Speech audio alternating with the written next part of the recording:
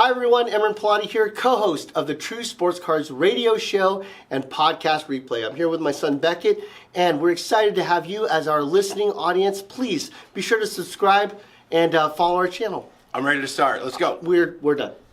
It is people in here already. Bro. This is what I miss when I don't get up in the morning. I got here at 6:30. There were already people lined up to go start. The ladies are playing volleyball at 7. No, I'm talking about people in here. Oh, yes. Like, what time did you open the doors? For the dealers, 8. So what time is the public? Is that public? 10. We just opened it 15 minutes ago. Well, there were people that were already in here. When I got in here at 9:40, they snuck in through the ceiling. Okay, all right. Yeah, That's a lot of people. Yeah, they came in through the ceiling like Mission Impossible. Wow. I was like, do you have a wristband? Do you have a wristband?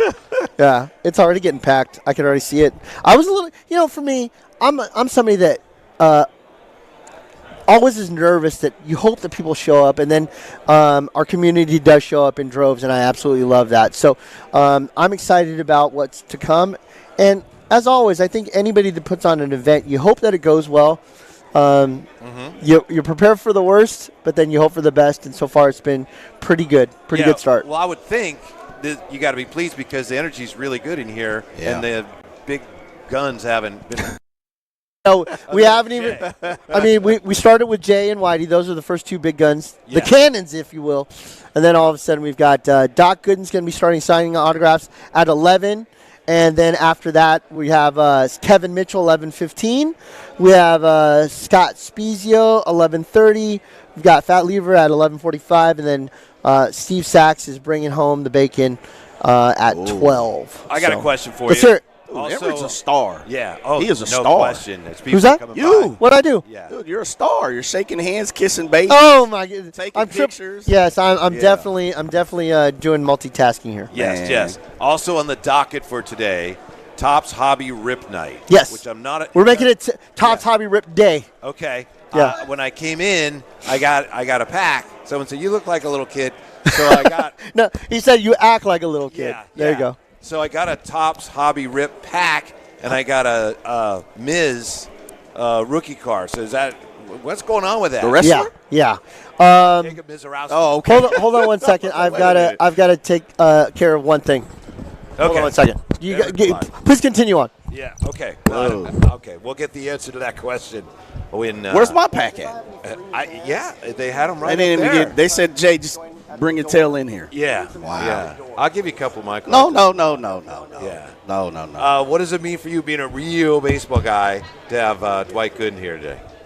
The doc is fantastic, Whitey. He truly is. He is. If you are a fan of baseball at any point in time, then you know the doc plays a position in baseball history, right? Mm-hmm. He was the kid, the star, the wonder kid, the guy that was around for a quick time, early mid '80s, early '80s, and he just progressed all the way down to the Yankees, and he played on some terrible teams. I'm gonna tell him that though. As an A's fan, he played on some terrible teams, and a lot of times it was just based on the fact that they were kicking our tail. Yeah.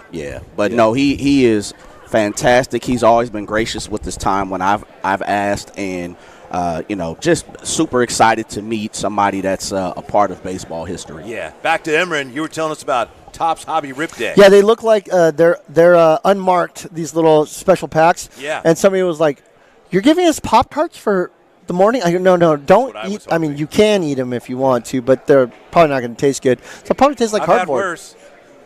Yes, you have. We went to a place where I cooked for you. Yeah. It was really bad. Yeah. You cooked? I did. I can boil water boy. like a madman. I'm really good at that. Mm-hmm. I would just say that the Topps Hobby Rip Night, what they're trying to do, what Fanatics is trying to do, is they're trying to get more cards in the hands of people that just aren't collecting. And they know that they're sports fans. They know that they love the game, whatever that be, baseball, football, basketball.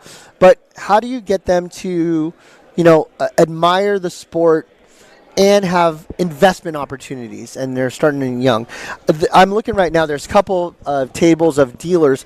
And what I'm really proud of with this particular show, the small show, is I have 7 people, dealers, that have never been a dealer before in a show ever. Oh, how about that? I'm looking right now. There's a kid right there. They're calling themselves the Woodland Card Shop, but it's a 12-year-old with his dad. right? The Woodland Card All right, Shop. I like This it. is their first show they've ever done. And I remember being 13 years old doing my own show and sitting at my table and being nervous and transacting. And here comes a guy trying to wheel and deal with me, and I'm 13 years old. But this is what the hobby's about, to help them understand commerce and excitement and trading and understanding values.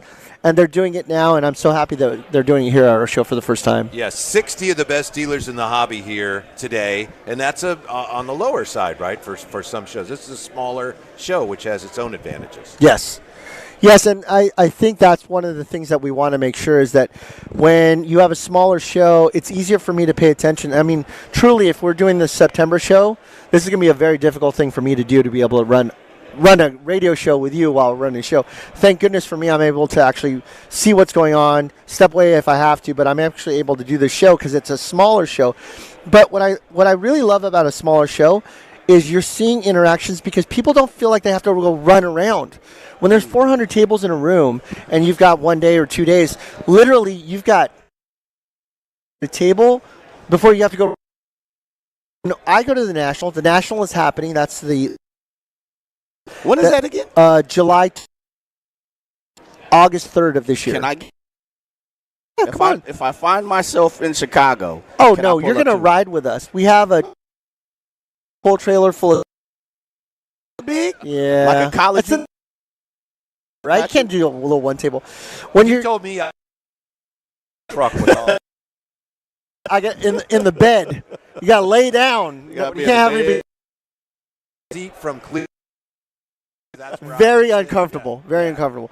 But what I was getting at is that, like, when you're at a show with 400 tables, you're literally running around. The National's 2,500 tables. Dang. So you've got 4 or 5 days that you've got to spend that, and you're running around. And even then, if you spent 5 minutes at every table, you still wouldn't be able to see the National. So you really have to pick and choose. Here, you're able to take your time, go through value boxes, check out some stuff, have conversations with the dealers, buy some stuff, sell some stuff. I could tell you right now, I'm looking at the dealers, and there's a lot of money flowing through this room right now in the sense of going both sides.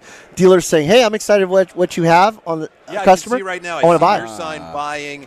And Yes. To my left here. Buying. Sell your cards here. Yep. So People they're spending the money for banners and advertising, saying, "Give me your cards, I will give you money." yeah, and then at the other end of the spectrum, Love we it. have Alan Stiles, who we talked to yesterday. Drive guys. And Larry. Like, yeah, let me get on board. Yeah, let's with get this. some Let's Larry. make this Let's get work. some Larry money in there. Yeah. I would just say that our conversation yesterday on Drive Guys on your show was pretty fun. Talking to Alan, who has never really done anything with cards for almost his entire life. He said he did some Pokemon, Yes. which is cool. I mean, this show, there's very little Pokemon here by design.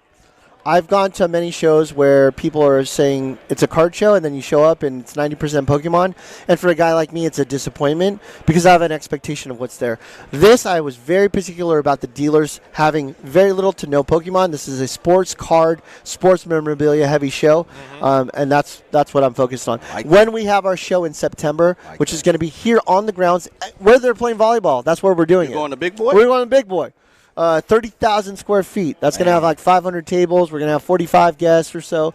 It's going to be a blast. Whitey. Whitey's one of the guests. I was just going to say, is Whitey one? Is he signing? Is my boy? Yeah, we're going to have an open session to where he's going to sit at a table, almost like a captive. You can come and get an autograph by this guy, and Whitey'll be there waiting. That's dope. That's dope. What's a Whitey Gleason autograph or an inscription going for? Well, what's the inscription? Yeah. What Hey, could? what's up? Yeah, hey, what's up? No, what would be a description for you? Don't you have a tagline that you've used over the years? It would probably be word or whack. Word or whack? Word or whack, and then which one do you want me to circle for you? Right, Word right, or whack. right, Yeah. right. I think with as many years as you've been doing this, Whitey, I'm sure you have some catchphrases. Yeah, I don't know. It's been a while. You used to sell, CDs, and we would sign those. Oh. Yeah, but it's See been what a I'm while. saying? Been a while. Man, Yeah. Thank you. you should do something, brother. We I should don't get know, him up. Jay. I think like- maybe I could have We'll have a custom card for you. if I'd made it into the Vallejo Sports Hall of Fame. No, they haven't announced it yet. Well, they have. Have they? They have. Yeah. Oh. Swing and a miss. They sent me something that said they were still going through it. Oh, really? Yeah. Right now. Last I saw, they announced the class. And appreciate Jay got me nominated. I appreciate it. Is that true? Yeah. But I think they made. And you I'm didn't. upset. I'm gonna cuss somebody out. You did not make it. I was not selected. You're like the Roger Craig, but you know what? Roger did get in, and eventually right. you will too. That's right. Maybe. You know what? Screw them. Let's make our own. Where do I find You're the inaugural this class. information? I don't know. I saw it on somewhere on the what I call the interweb. Okay. So it's out there somewhere. Wow, this place is packed. Yes. It is. I'm really thrown off right now. Sacramento Spring Autograph Expo, Johnson Hall at the grounds in Roseville. I think you can pick up the hum. Let me see if I could get one of the guys to come and talk. Give me 1 second. All right. I know Kevin Mitchell was here earlier, and Doc Gooden should be here. It's amazing, Jay. I know you've seen this a lot. Guys get here, and they're kind of backstage, and then they are signing a ton of stuff. Yeah, they are. It's it's always interesting. I'm Johnny come lately with the sports memorabilia and card scene. I collect personal memorabilia, which you know that. Yeah. But I always find it fascinating, Whitey, and maybe you do as well when you're in positions or in situations and or in symposiums, workshops, things like that don't normally fit your likes. But like I'll use it for example. I'm trying to explain it a little bit better. Work with me here. Mm-hmm. There are things when you have a significant other that you may not be so much interested in. Movies, TV shows, sure, restaurants, things like that. But you have, you do it, right? You watch the show, you go try the new restaurant. It may be a different version of food, ethnicity of food that you may not like or enjoy that much, but you go because your significant other wants you to. Yeah. And then you kind of sit back and you look at the atmosphere and you kind of like, man, this is pretty cool. I would have never imagine this is how it looks or this is how the food tastes or so on and so forth. And so when I come into autograph shows and memorabilia collection shows and I see you and Imran and guys like yourself that's kind of in this is your atmosphere, this is what you guys enjoy, I find it very fascinating. Like, man, this is pretty cool, because if it wasn't for you or Imran, I wouldn't be here. Mm-hmm. This would be something that I would skip. Yeah. Now, you shouldn't skip it if you're listening, because right. Obviously this is your wheelhouse. But for someone that's on the outside looking in, I just like to come and assimilate myself and watch people smile and enjoy life, because that's what it's really about, right? Yeah, there's a gentleman there, he's enjoying this. A Mets jersey and a Mets cap. Yeah, and with, Kevin Mitchell. Yeah. Again. And Doc. Yeah, and Doc, of course. Too. But yeah. I wanted to show you, Jay. You got some trinkets, some goodies? I just brought a couple of things. Maybe we get these signed. Are they signed? Okay. Yeah. This is, I apologize, you can't see that. Kevin Mitchell, 1986 Topps update. That's his rookie That's card. A rookie with the curl, yeah, the shag in the back. Yeah. And this is a 85 Fleer. Okay, Doc Gooden rookie card. Wow. I love that card. Look how young and thin he is. That's dope right there. Yeah, and I don't know if you have one. If you want, wow. you could have that one and get him signed if you want. Wow. 87 Donruss Doc. That's Gooden. Beautiful, sir. Yeah. So, this morning I thought, Now, were you looking? Did you go look for those last night or this morning? Or this morning, but okay. I pretty much knew where they were. Yeah. How's your collection look, Whitey? It's a little all over the place. Mm-hmm. There's some nice stuff in there. I'm focusing on like vintage basketball. I remember you were telling me that. Finishing sets? Yeah. Yes. Yeah. Okay. So, there's some nice stuff in that. I just had a really nice card that I actually sold to Imran. Needed some cash to buy some Christmas presents. Of course. So I got a lot of vintage stuff. Kenji, in your pockets already, huh? That's right. That's right. So it's hard because we joke about this, but part of collecting or cards is, you want to make money, but on the other hand, sometimes you're a collector. Collector's like, gimme, I got to collect. And if you want to make any money off us, like, you got to sell. We joke. Yeah. And so sometimes I find myself in the middle of that. Sometimes you sell something, it's like, man, why did I sell a Joe Green rookie card? Right. Stuff like that. So I do that back and forth, that wrestling with that. Now, that's beautiful. As Imran comes in, let me see your headphone, Imran. Yeah. There you go. Let me get you right, my brother. I want to show you, Imran. I just showed Jay. Brought in a Kevin Mitchell 86 Topps traded rookie and an 85 Doc Gooden Fleer rookie. So that's what I brought in today for. I'm talking about super nice. You see the Kevin Mitchell with the curl? Yeah, love it. That's pretty cool. Kevin's man. back there with his sunglasses on. He's enjoying life right now. Yeah. He's signing some autographs. I was back there just a bit ago, and somebody, I think he had just started. Someone said, "Wait, come on, you just started. Come on, what are you?" He needed a break. I think so. Hey, anybody got a muffin for me? There's so much Right. stuff they have to sign. I know, man. Those guys are working back What there. did right? you, Imran? What did True Sports Cards bring to the table for Kevin Mitchell to sign from last time? Anything different, or did you order more jerseys? More jerseys. Okay. Yeah. So the key here is maximize your potential. Absolutely. And so cards are fast and easy to do. Okay. But when you're talking about maximizing dollars, you're going to want to put them on unique items like jerseys and baseballs, Helmets, et cetera. baseballs, yeah, stuff like bats, that. stuff like that. You got any bats back there? No, there's no bats Okay. that came in. Yep. But something that really unique came through was a game-used 1980s Dodgers helmet worn by Steve Sachs. Okay. It's dusty and beat up and everything. It looks like it was really, really game used. And somebody mailed that in, and they asked for like 10 inscriptions on there. Everything from wow. two ex World Series champ, all to the little stats that he's had over his career, all that fun stuff. So it's going to be really inscribed, something unique, different, and it has his number 3 under the helmet, to where it's literally one that he wore. Wow. So, and then it says that they want them to inscribe game used. Got you. And then they have the date of the game that was used, and they want him to put the date that's on there pretty too. cool. How would they get something like that? Yeah. Sometimes they put stuff on auction, and there's the provenance behind it comes from photo matching. So, for example, let's say that there's a scuff, particularly on the left-hand side of the brim. They'll photo match that, and they'll say, "Yep, you wore that day. Here's the scratch. Here's the scratch on the real thing. Yes, we're going to photo match it. We're 95% positive that this is the helmet to be used." Weren't you at one point trying to photo match some glasses that supposedly were James We're Dean still glasses? working on it. We're still working on Wow. it. So, yeah, what you're talking about is the James Dean glasses that we were trying to find. Whether or not they were from the unfortunate crash site of his. Actually, what's strange is the guy that brought me the glasses is here. He actually works the security, Mike. You'll see him running around with an orange shirt on. Oh, yeah. I know him. Yeah. We call him Tattoo Head Mike because he has tattoos all over his head. And wonderful. He likes to be called that, by the way. I don't just... Hey, Tattoo Head Mike. That's not what I wouldn't want to call him something that he didn't like to be called. Sweetest guy in the world. Sweetest guy in the world until you make him mad, and then you're working security. You don't want to make that guy mad. Right. So we're photo matching it for him, seeing if we can pull it off. If it's something that can be matched, it's going to be pretty incredible. Can I ask you something real quick going back to the helmet? I've thought about this, and this may be a personal question, as I was just asking Whitey about his elaborate collection, cards and memorabilia and things like that. We're blessed to be in certain situations, right? I know Whitey Gleason, a lot of people don't have the opportunity. So let's just say I want the Nike hoodie off Whitey's back. And I'm like, Whitey gives me a game-used Whitey Gleason hoodie from the show. Would it be intelligent or smart to take a picture as a collector to say, like, I got it? Yes. Okay. Yes. So if I see a player or something like that. It creates more of a... Authenticity. Okay. Yep. You can't really fake that. Yeah. One of the things that you'll see... AI, though. AI now. Yeah, for sure. Right. That's a whole different he's not here problem. today. AI's not here. AI's not here.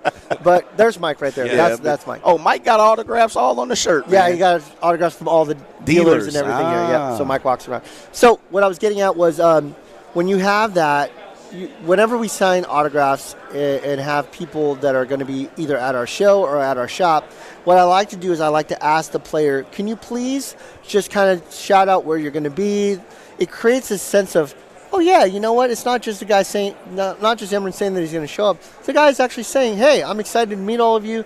Doc Gooden did one of those for us. Scott Spiezio did one of those for us. Just to let you know, Scott Spiezio is on his way over here, and he's going to be doing an interview with you guys. So I'm getting him lined up as we speak. Okay. We'll have Scott Spiezio, Angels, home run against the Giants. Yeah, beautiful. That was a tough one. Beautiful. Yeah, but Spiezio will be here in just a second. So whenever he gets here, we'll make sure that he's. I know sitting with Dusty us. has been known to pop in. Just pop in here. I hope he's not here when Scott Spiezio comes by. Yeah, no kidding. Yeah. So, what I'm going to do is I'm going to see if I can get. Let me see if I can go grab somebody real quick, and then we'll go from there. I'll see if I can get Doc. I see if I can get Spiezio, and I can see if I can get Mitchell over here before our show's over.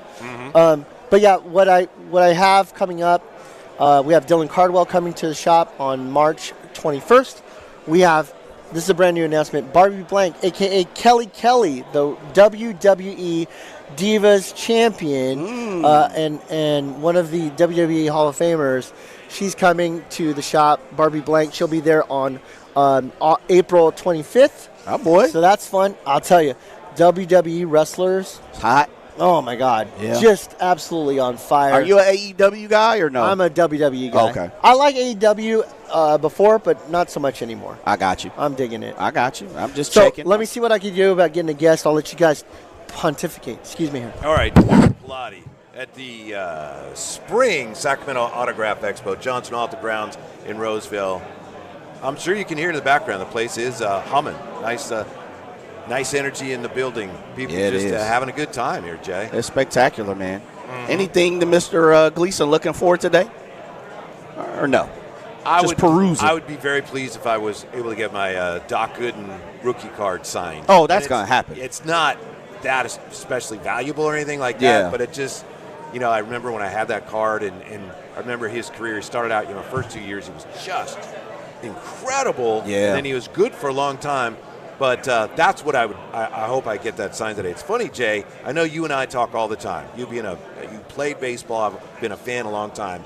Pitchers now in baseball, they don't pitch as many innings. They don't pitch complete games. They don't throw complete games. They don't get wins. Doc Gooden, his second year in the majors, he's 20 years old, and he threw like 276 innings at 20. And he was never quite the same after that. He was good, right? But he was never quite the same after that. So that's one reason why teams don't do that anymore. Yeah. Hello, Scott Spiezio. How's everything, sir? Yeah, nice enough to join us. Former athletic, and as Giants fans know all too well, Jay. Yeah.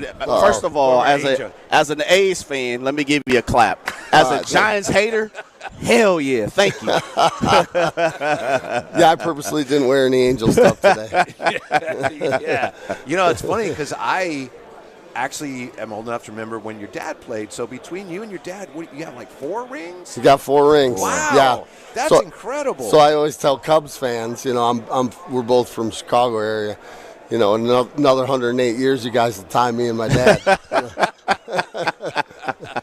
How instrumental was your dad? Obviously, that must be a big reason why you became a big leaguer, the fact that your dad had done it. Yeah. I mean, what's crazy is he retired in 1972 after getting traded from the Padres to the White Sox, and they were running against the A's. It was neck and neck there for a long time up until probably early September, and then the A's kind of ran away with it and won the World Series. But he retired after that year because there was no money in the game. Oh, really? And so, it was bad for him, good for me. I was born 5 days before his last game that year. And we practiced every day in the backyard, and he prepared me for those moments, not only physically but mentally. He had me visualizing big home runs in the World Series, and then when it came to fruition, it was pretty amazing to experience that with him. And then, to top it off with the Cardinals and both of us winning. We're the only father-son to win 2 apiece. We're the only father-son to win with the same organization. And we both wore 26 with the Cardinals, which was pretty neat. Yeah. Spectacular. Yeah, and the Cardinals actually, without me knowing it, had my dad present me the ring on opening day in 2007, which was just a magical moment. Wow. Yeah. I don't think there was a dry eye in the place. Yeah, one more on your dad before we get to all your exploits. Sure. He might have been an original San Diego Padre? Yeah, a little trivia for you. April 8th, I think it was April 8th, 1969, their first game. They were getting no hit into the 5th inning. He had a solo home run. He had the first home run, first hit, first RBI, and first run scored in Padre history. Wow. How about that? Isn't that something? Yeah. Man, that's spectacular. Scott, I had the opportunity. I was in L.A. for about 12 years, and you were down with the Angels. You're rocking your Cardinal gear. But as someone that got to play minor league baseball, never got to the extent of where you were at, I was always very thankful of people like yourself. At the end of your career, and please correct me if I'm wrong, you played independent baseball. Yeah. and I remember it was in Orange County Yeah. because I remember being down in the L.A. area and coming to check a game out. It was the Flyers, right? Yes. Yes. Yeah, Yes. Phil Nevin. Yes. Phil Nevin was the manager. Yes. So the story about that, unfortunately, like late in my life, late in my career, I got injured, started drinking at 32, kind of went the wrong way, got in a wreck, and the Cardinals released me.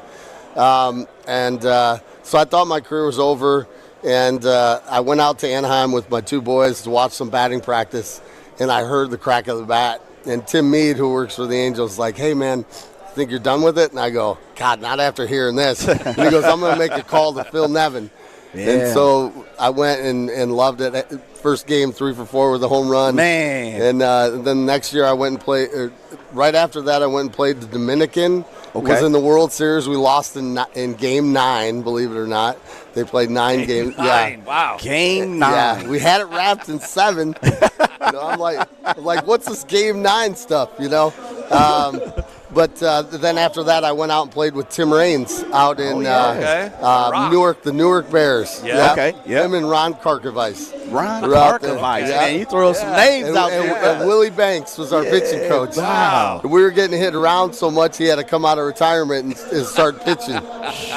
Scott Spiezio is with us here. We're at the Autograph Expo, Johnson Hall in Roseville. I know you get asked about that home run, Game 6, 2002. 7th inning, right? You guys were down 5-0, Game 6. You had a 3-run home run. You guys come back and win the game and win the series. Last time we were here, by the way, Dusty was here, so I got to make sure. Oh, Dusty, yeah. Yeah, he's not Yikes. around. But, the famous story for Giants fans is that Russ Ortiz comes out of the game, Dusty gives him the ball. Yeah. And I've talked to Dusty about this. Was that something? Did you guys were you even aware of that at the time? Did that matter? I was. Really? Yeah. Well, the reason is I'm a switch hitter, so I knew they had Zerby and I think it was Zerby and Felix Rodriguez both out there. So I was paying attention, seeing who's he's going to bring in. So I watched them walk out. Brad Fulmer and Gloss had both got hits, so I knew we had the rally monkey. There, and I knew if I could just get something started, the fans would go crazy. So I was intently watching, and I remember the inning before, Jeff Kent got kind of a broken bat single, drove in a run, and he was like doing this, and it pissed me off. Yeah. So I'm like, this isn't over, and then I saw Dusty get the ball, and then called him back. So I'm like, what the heck's what's going on? And they gave him the game ball, and I said, and these guys think it's over, and so I'm like, if I can just get something started. And, it ended up being an 8-pitch at bat, and I got just enough of it. And, boy, when it went out, it was the loudest noise I ever heard. It went from, silence to the loudest noise I ever heard. And then all these memories of the backyard, my dad going 3-2 count, 2 outs, bases loaded, down 1, bottom of 9, Game 7 of the World Series. What are you going to do? And my mom going, do it for the ring, Scott, And then all of a sudden, all these memories came flying back. And when I saw the guys' faces at home plate in the dugout, I knew we were going to come back, and we did. We beat them 6-5, and then the momentum totally shifted. It was a lacking Game 7, right? Yeah. Lackey, we were supposed to be Ramon Ortiz, and they ended up switching and going to Lackey, and it was a great move, And the one thing I was surprised that I thought maybe they would bring Schmidt back, for that Game 7, because we had kind of hit Levon Hernandez around. In Game 3, and they didn't, and so we ended up scoring 4 and, got the victory 4-1, and the rest is history. Joined by Scott Spiezio, 2-time world champ, former Oakland Athletic. Let's stay right there real quick, Scott, because as a A's fan, the A's, the organization we don't know right now, right? Yeah. And how do you see the perception, and I'm not trying to get you in trouble at all, just your take of the ball team leaving from Oakland, and right now it's in flux. Does that they're playing here, of course. in Sacramento as well. Does it pull on the heartstrings a little bit for that team not to be in Oakland for you? I'm not from here, so it's not the same. We're dealing that with the Bears right now. Right. The Bears are talking about Indiana. So I know teams got to do what they got to do. When I was here, I know that we struggled getting fans, and I know they had struggled in the past. It is. I loved Oakland. I love playing there. But yeah, I don't know. It's kind of exciting to see him go to Vegas, but it's also it's kind of sad at kind of an end of the air. Yeah. Well, we don't know for sure where they're going to go, but we know Imran says you have to go now. Oh, That's okay, right. guys. That's Hey, thanks for Thank having you so me, guys. much. Appreciate Thanks it. for meeting you, Scott. Yeah. All right. Yeah, Scott Spiezio. Yeah. One of the best baseball stories I've ever heard. Yeah. I thought I knew that story. Man, well, Yeah. you learn things, right? Uh-huh. As they say, you keep living, you keep learning. Yeah. Yeah, man. Scott Spiezio might be. I remember that World Series. That was my senior year in high school, and I was on a recruiting trip when that happened. And one of my friends from San Francisco, Whitey, Lakeview area, huge Giant fan. Growing up, I've known him since I was 5 years old, and I'm sitting in the dorm of a college. I was actually at UNLV. And I'm sitting there and watching the game, and boom, he hits the home run, and my boy, he just texts me crying emoji, just, what are we doing? And I just found so much joy in it. And that's one of the times, like when Spiezio hit the home run, Whitey, I just so thankful. Now, the Giants went on to be successful, decade later, but I love it. I love it. Did you know Shouts out an to engineer Spiezio. at our station named Matt Greer? No. Okay. He worked station. He was a longtime engineer, really good guy, a friend of mine. What I remember about that night of Game 6, he had one of those parties. It's like a murder mystery. Yeah, He had it at his house on the night of Game 6. Really? And we had Pat and Tom were there, and I think Wow. Phantom was there. Okay. But I remember we're in the midst of this, we're like, man, look at this. The Right. Giants are going to win the World Series. Oh, no, they're not. But I remember we're doing this murder mystery thing. It's like, yeah. I don't care about until that, right? Look what's going on right now. That's got to be the worst time ever to do it. Giants in the World Series, first time in a long time since '89, right? Yeah, it was fun, and we did have the game on, right? So we were watching with friends. It was really interesting, but that's one of the things. I remember that home run. Isn't that interesting? Wow! Like it just things like that when you have just a mega home run from a person, and you sit across from that person and you hear him talk about it and tell the story about his father and mother, and it puts you in the place of where you were at, and that's why I brought that up, and it's spectacular. But he will forever, until the Lord calls him home, have that opportunity to say, I did that. Because not only was that a very big home run, it was one that changed the series. Yep. One direction, the Giants are going to win the World Series, to no. Yep. Yeah, that changed the course of baseball history. It did. It did. That's got to be monumental to say that. Yeah. I changed the course of baseball history, sports history within this country, American history. Yeah, we got to be careful, Jake, because Giants fans don't want to hear too much about it. I don't care about what Giants fans want to hear. You can hate me because I hate you. In sports, I love everybody. Life, man, please, blessings and nothing. But when it comes to sports, as I always say, it's the one part in life you can hate. I can't stand you Giant fans. You as a player, how much did you relate to that when I asked him about, hey, did you see when Dusty gave Russ Ortiz the ball? It's like, oh, I saw it. Yeah. I saw it. Head on a swivel. Yeah. Head on a swivel. You try to see absolutely everything. And you know this, Whitey, you high competitor, man, as we've talked about before. If we're competing, we want to win, right? You're like, I don't care if we keep a score. I don't care who it is. I want to win. Right. You know this, you've been in positions and played ball and coached. You're looking at every single aspect of the competition. Yeah. And especially when you're amongst the competitors, your eye is sometimes I would key in on fans and I'm like, oh yeah, that fan. And they might not have a jersey on. They may not, you really can't tell who they're here cheering for. But you may see a hit. I could be in the infield. I see a hit go by, and I look up. Somebody, I catch my eye. They jumped up, start clapping. Oh, you here for them.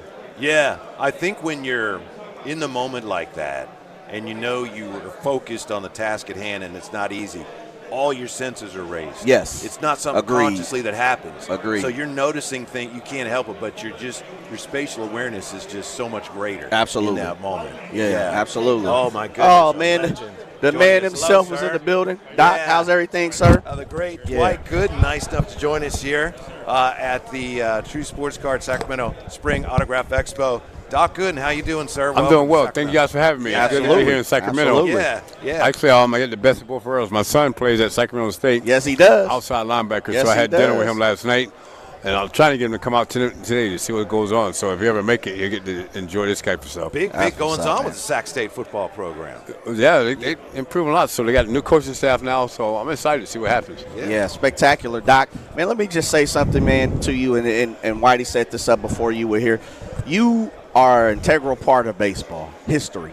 Yeah. Do you understand that? Like, does that resonate with you? It do, especially as you get older. I got to share that when the Mets retired my number. Got to share that, and one of the great things I got to experience in 2023 was the Negro League retired my jersey. Yeah. I'm sorry, put me in the Negro League Hall of Fame in Kansas City. Yeah. And to share that moment with my kids and grandkids to see all the great players come through. That was very touching because my dad was a big Negro League fan and he grew up on all that stuff. So that's definitely an honor. And you try to understand and get back to the youth. No matter if it's in black youth or white, just try to get back to them, make them understand the game and learn the game. Mm-hmm. You know, we talk a lot. Jay played college baseball, and I'm a longtime fan. We talk a lot about how pitchers, they don't work as many innings as they used to. And I'm looking, at your records. Your first 2 years at age 19 and 20, they worked you hard. It was a totally different game. Totally different game. Yes. There's a lot of wear and tear. I had that's the thing I'm most proud of, especially my second year. I had 16 complete games. Was that 276 innings or something? Yes. At 20 years That's old? work. At 20 years old, you're working. Your arm still hurt? Yeah, I can't lift it now. I'm paying the price now. I bet, man. But, that's the thing you did. Back then, you take the ball and you want to complete the game. You didn't complete the game, you're pissed. That's just the way it was. Now, the game's different. I don't blame the pitchers. It's more like the system with analytics and all that. But I wish they get back to at least working with these guys' mechanics. Everything's about velocity and spin rate.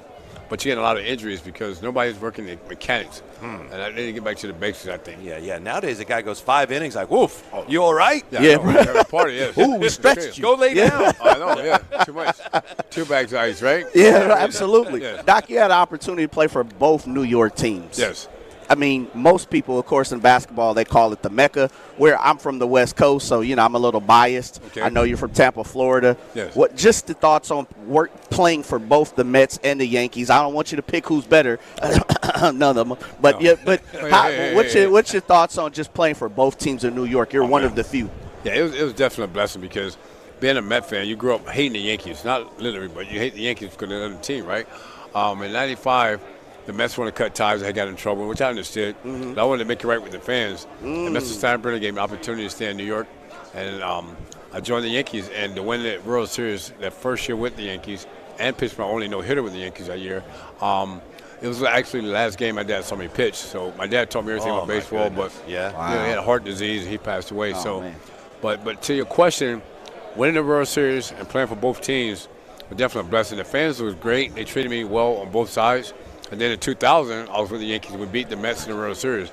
That was a little different. That was strange. Yeah. And but it both was excited to do that, and I think it was a great accomplishment for myself. Me and Darryl are the only 2 ball players to ever do that. Right. So it was great to share both sides of it. The great Doc Gooden, nice enough to join us here. And you're going to be signing autographs pretty soon, right, up on the stage. Yeah, that's what it's all about, being out here, on the West Coast with these fans coming out and supporting me is great, I love it, just trying to get, like I say, try to get back to the youth no matter where I'm at. And still to have fans after 26 years of being retired is a great feeling. Yeah, I wanted to ask you about that 86 World Series because we had Scott Spiezio on. He hit that huge home run in 2002. Yep. You were part of one of the most famous World Series of all time. It gets by Buckner. What do you remember the most about that whole series? Man. That was a great team you guys had. We had a great team, man. And the thing about it, the thing I remember most, if I can go back a little bit, in 85, back then you only had 2 divisions, and we won 98 games and got sent home. And so that year, I remember tipping our hats to the fans. We knew the next year was going to be our year. So we got the spring training in 86.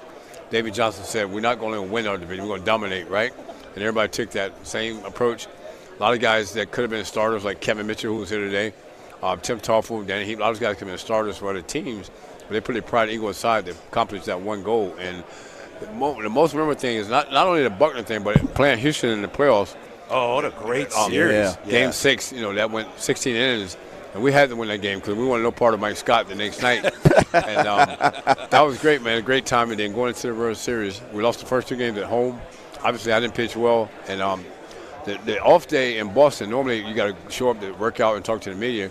They would say take the day off and come back after that. And after that, everybody kind of regrouped and we came out and got the job done. And poor Buckner, man, he had a great career, but just that one play, that's what he's remembered for, you know. Right. But unbelievable team, like you said. And they always ask me, who was better, the 86 Mets or the 96 or 2000 Yankees? The Yankees probably had more talent, but nobody had more heart than the 86 team. Wow. You know, Wow. No disrespect to my ex-teammates, but One of my favorite stories from that playoff series, Keith Hernandez told this story. He said, was it Orozco's pitching? And he's just throwing fastballs, and they're lacing him, and he goes to the mound, and Hernandez says, if you throw another fastball, I'm going to punch you in the face. Pretty much, yes. I remember Billy Hatcher, I think, what's the one guy? Doran or... No, it was the other outfielder, the black outfielder. I forgot his name. The switching outfielder. I forgot his name. Yeah, I know. Oh, man. Yeah. For the Astros. I can't think right now, but he kept hitting for the foul home runs. Kept fouling. And Keith went to the mound and said that. Not as nice as you put it, but in those terms. Keith was a true leader, man. We had a lot of fun with those guys. Yes. Joined by Doc Gooden. Doc, you were a pretty good hitter, man. You were almost 200. Now we're talking. Pitchers love talking. That's what I'm talking about. Sir. What do you think about the game now as far as pitchers not hitting anymore? Yeah, would you hit 8 home runs? I had 8 home runs. Yeah. You were slightly under 200 for your average. Yeah, I take a lot of pride in my hitting. And back then, when we went on the road, we got there early, we take batting practice, take a lot of pride. But then, if you think about it, in high school, college, Little League, pitchers was the best athletes. More times than not. Yes. But then now you get pitchers, they getting hurt trying to bunt, hurt running bases. So they had to go to the designated hitter because, you know, it was embarrassing, really. And I like to league when it was better with the DH in the American League and the pitchers hit in the National League. So it's more strategy. Now you're just kind of making a lineup and letting it go. But I do have the home run record for the Mets pitchers. Do you? For most home runs. Really? Yes. Didn't you also hit a home run with the Indians? Yes. Yeah, how Interleague. did that happen? Oh, Interleague. We're playing the Reds. Interleague. Yes. Yeah. Playing the Reds. Wow. Yes. Yeah. The thing is, they didn't remember, so I went up there with a no-flap helmet. Normally, you had to be up in the 80s, like I think 81, 82, right? Yeah. And I'm just like feeling good about myself, and I went up there with no flap. I hit the home run.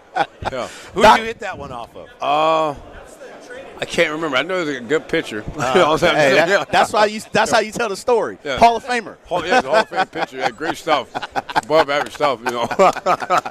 Yes. Doc, man, you had a you've been so forthright with everything in your life, man. Yes. How do you feel about life now, man? It's a blessing to be here, and it makes me smile to sit across the table from you. Yeah. I've had opportunities to have you on different shows and stuff, man. How's life these days, brother? Life's great, man. Man, that's Everything's beautiful. going well. I've been through a lot, like you mentioned. Yes, sir, man. A lot of ups and downs. Put my family through a lot. I think the one turnaround for me was in 2019 where I went to a mental institution, High Focus. I went there for a year. I got 2 DUIs in 1 week. The judge said, I'm going to give you 30 days in prison or you can go to treatment for 60 days. I told him I don't want to go to neither. He goes, well, you got to do one. I said, no. I need to go to High Focus to get some mental help. It was the best thing that I did. I went there for myself. Spectacular. And I get 4 years in there. I did a 4 year in there. I still do outpatient there. And so far, 7 years later, I'm still doing well. And family loves me. I'm able to give back to schools and kids and everybody else. Spectacular, man. That's what it's all about. Spectacular, Yeah. man. Thank you for your time. Pleasure. Kevin Bass is the guy we were Kevin Bass. That's a great name. Go on. Kevin, Doc. thank you so much, Thanks for Doc. having me. My pleasure. Really appreciate Yeah. you so much, sir. you. Thank you so Legendary. much, man. Yeah. Legendary Doc, Yeah, man. absolutely. Enjoy your time. We'll see you here in a minute. Yes, sir. Yeah. Image right here. Spectacular, man. Yeah. Just, that's beautiful. Yeah, that is absolutely Oh, beautiful, Jay, man. when you mentioned him as a hitter, Yeah. now we're now we're talking. Because everybody wants to hit, right? Yes. That's the way the game goes, doesn't it, Whitey? Yeah. It's like Yeah. this. Everybody wants to shoot threes now because Steph Curry and Clay, they've changed the game. Everybody wants to hit a home run. You heard Scott Spiezio talk about it. Not only do they want to, but the pride. I know. Oh, Yeah. hit. These guys today get hurt bunting. Been hitting all my life. Jay, thanks. No, thank you, sir. We're going to wrap things up here. If you get a chance, come on out today to the Sacramento Sporting Autograph Expo. Johnson off the grounds in Roseville. We will see you at the True Sports Card shops. Thanks for listening to the True Sports Card Show. Have a good weekend. With every card under the sun, you might find an old Doug Christie numbered 101.